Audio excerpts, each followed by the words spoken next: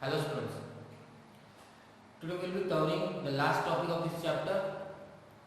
We will be completing this first chapter, that is nature and significance of business, why the business is important, what is the nature of business.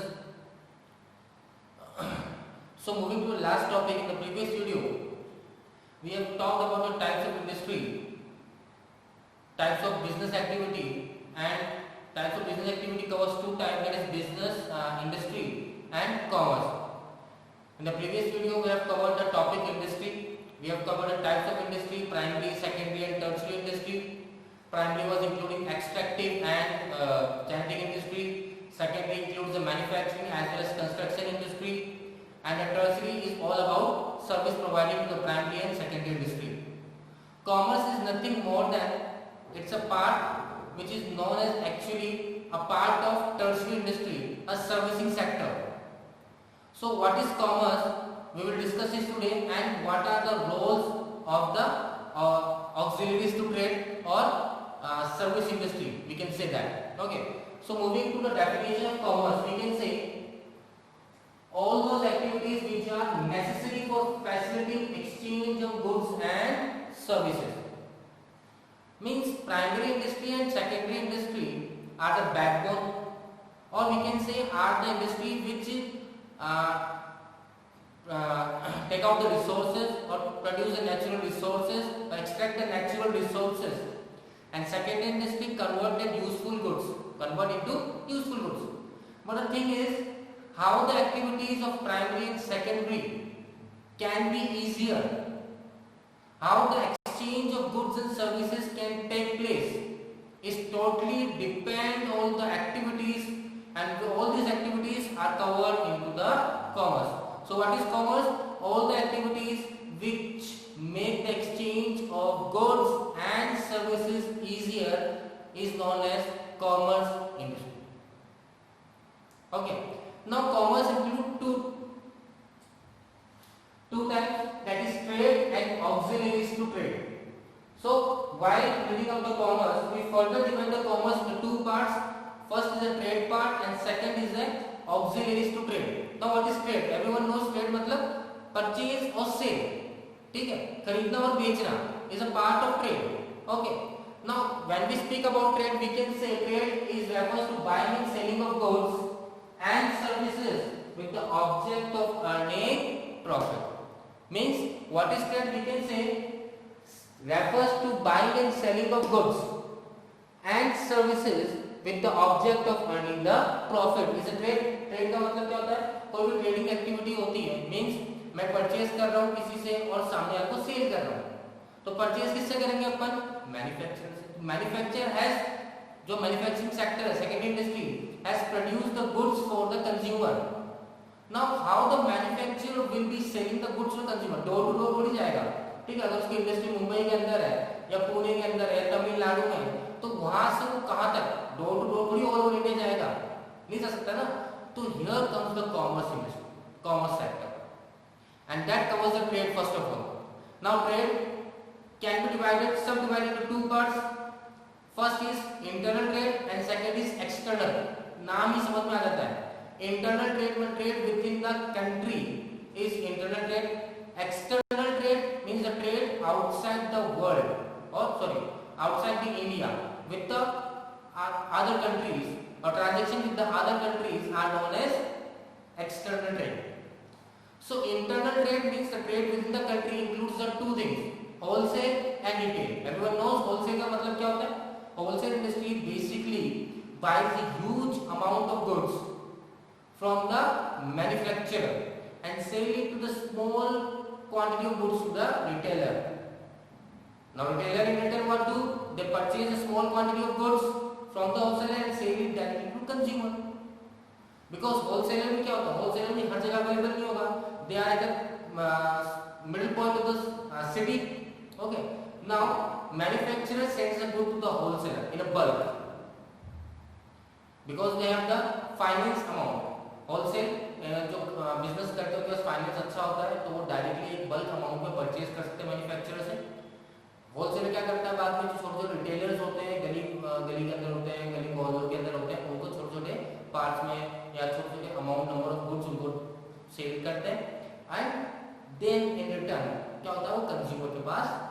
So it's a chain. So manufacturer, wholesaler and retailer. How it works? So we says trade, it refers to buying and selling of goods and service with the object of earning profit. Types of trade में बात करनी internal trade को लेकर. Internal trade, the trade within the country. Internal trade has two parts, wholesale trade and retail trade. Everyone knows that what to mean wholesale and now retail trade का मतलब भी समझ में आता है. अब रिटेल ट्रेड को अगर मैं प्रॉपर्ली एक्सप्लेन करूं तो रिटेल ट्रेड क्या होते हैं? छोटे से बिजनेस ओपन करके राशन की दुकान वगैरह देखिए जो आप गली के बाहर देखने को मिलते हैं, उनके पास फाइनेंस इतना ज्यादा नहीं होता तो वो बल्क में अमाउंट परचेज नहीं कर सकते. और फॉर कंज्यूमर्स की कन्वीनियंस के लिए, अब कंज्यूमर रोज तो होलसेल के पास जाएगा नहीं, तो सिटी के बीच में वहां जा नहीं सकता, तो क्या होगा फिर? तो वो इजी मूव करे गुड्स, कंज्यूमर के लिए कन्वे हो जाए, कन्वीनियंट हो जाए कि वो उनको ज्यादा दूर नहीं जाना पड़े. इसलिए रिटेल ट्रेड ओपन होते हैं जो छोटे बल्क अमाउंट में नहीं, छोटे छोटे अमाउंट के अंदर गुड्स परचेज करते हैं होलसेलर से और according to requirement of customer in the nearby area उनको गुड्स प्रोवाइड करते हैं. Okay, next external trade. Now what is external trade? The trade with the other countries outside the India is known as external trade. Include import. Import means when we purchase the goods from the other country is import. Export means when we sell the goods to the other country, export trade. Then there is a third word which is known as entrepot. ENTERPOT. entrepot. entrepot क्या होता है? हम कुछ नहीं करेंगे, हम एक तरह से मिडिलमैन के रूप में काम करते हैं. हम दूसरी कंट्री से इंपोर्ट करते हैं और किसी दूसरी कंट्री को एक्सपोर्ट कर देते हैं. जैसे एग्जांपल समझिए, हमने दुबई से ऑयल मंगाया, सऊदी अरेबिया से ऑयल मंगाया, क्रूड ऑयल, तेल, ठीक है, पेट्रोल डीजल मंगाया, और कुछ पार्ट उसका हमने क्या कर दिया, श्रीलंका को क्या कर दिया, या फिर हम बोल सकते हैं बांग्लादेश को क्या कर दिया, एक्सपोर्ट कर दिया. तो हमने कुछ प्रोडक्शन नहीं किया, हमने किसी और देश से मंगाया और दूसरे देश में क्या कर दिया, सेंड कर दिया, डिलीवर कर दिया, उसे बोलते हैं एंटरपोर्ट.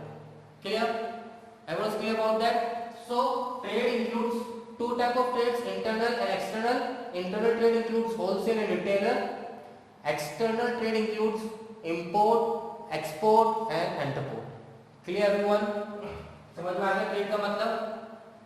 तो कॉमर्स को हमने ट्रेड में डिवाइड किया था और फिर ऑक्सिलरीज टू ट्रेड में डिवाइड किया था. ट्रेड मैंने आपको समझा दिया.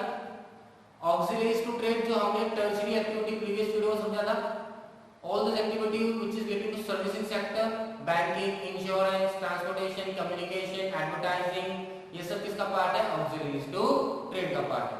Now understanding briefly, okay, so activity which help the trade are auxiliaries to trade. बहुत simple सा definition. all those activity which help the trade, जो trade को help करता है वो क्या है? auxiliaries to trade है. मतलब ट्रेड को इजीली होने में जो मदद की जाती है, जैसे ट्रांसपोर्टेशन हो गया, बैंकिंग हो गया, इंश्योरेंस हो गया, ठीक है. अब ये जो ऑक्सिलरी ट्रेड है, ये हिंड्रेंस जो होता है, हिंड्रेंस मींस रुकावट जो आती है क्या करने में, ट्रेड करने में, बिजनेस को इजीली रन करने में, स्मूथली रन करने में जो प्रॉब्लम आती है, उस हिंड्रेंस को क्या करता है? रिमूव करता है. अब कैसे रिमूव करता है उन चीजों को समझते हैं अपन.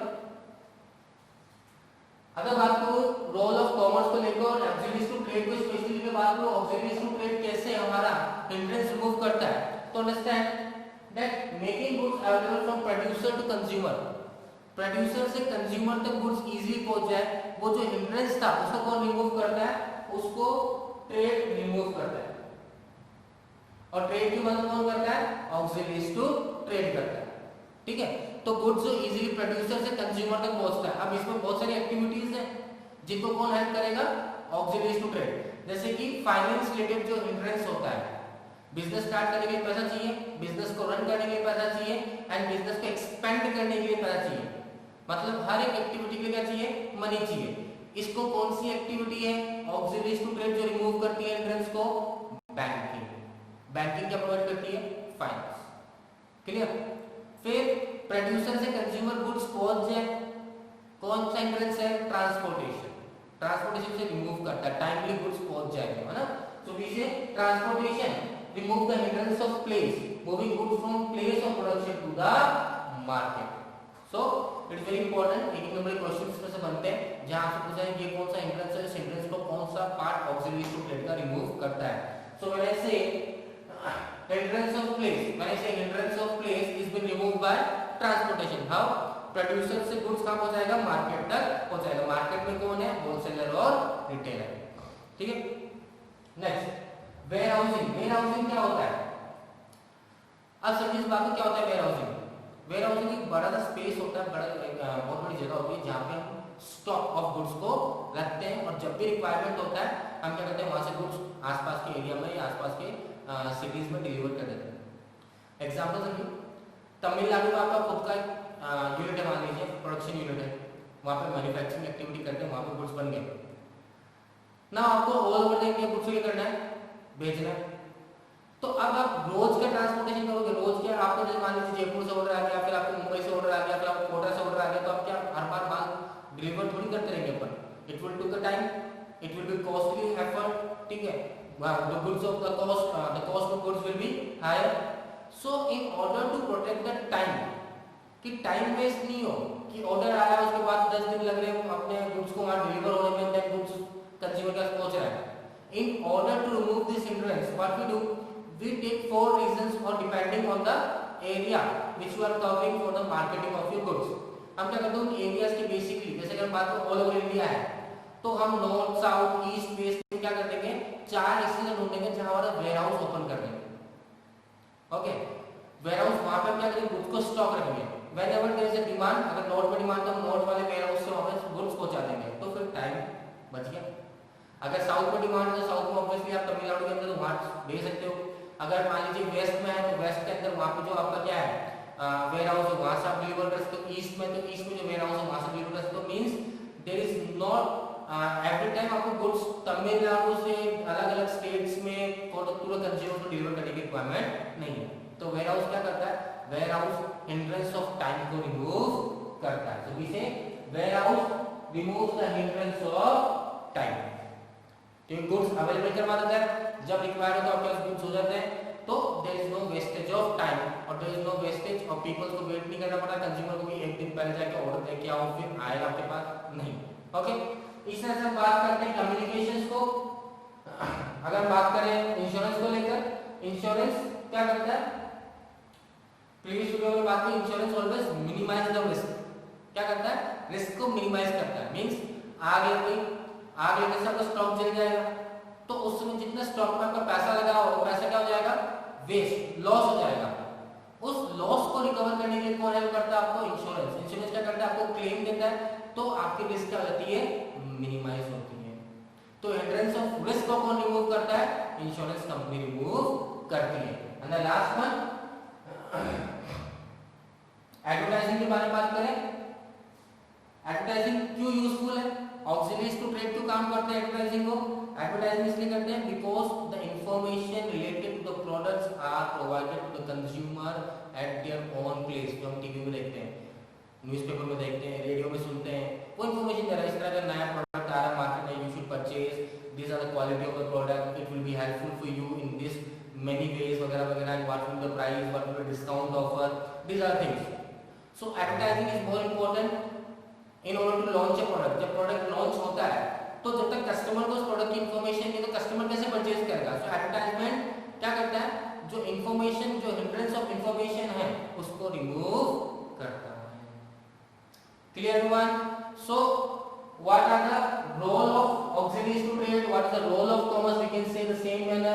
commerce क्या होता है, commerce को दो हिस्सों में तोड़ते हैं, trade और auxiliaries to trade।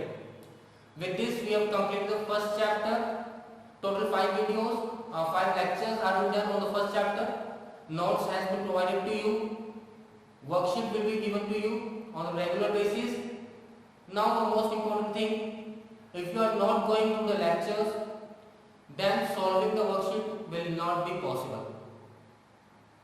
आप वर्कशीट को सॉल्व नहीं कर पाओगे अगर आपने लेक्चर्स को नहीं सुना या आपने नोट्स को नहीं देखा, तो worksheet will never be solve out. और आप उससे उस बेसिस पर क्वेश्चन पूछोगे तो you will be only making fool of yourself. Clear हुआ। सो फर्स्ट चैप्टर के सारे वीडियोस आपके पास अपलोड हो चुके हैं, उनको अगर आपको प्रॉब्लम है तो वापस वीडियोस को जाइए, चेक करिए, डाउनलोड कीजिए। कोई प्रॉब्लम हो तो आप मुझसे पूछ सकते हैं. ओके.